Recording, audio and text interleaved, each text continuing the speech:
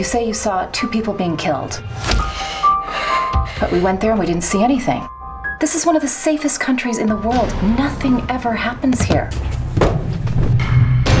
I took some pictures. What if your brother is telling the truth? My brother is a potential Capone, okay? What is this? You gonna turn me in?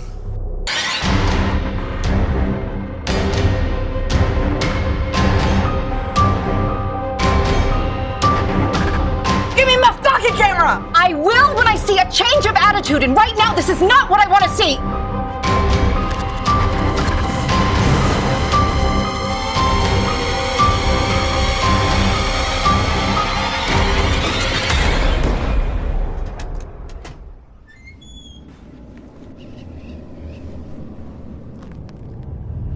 Can you show me some pictures?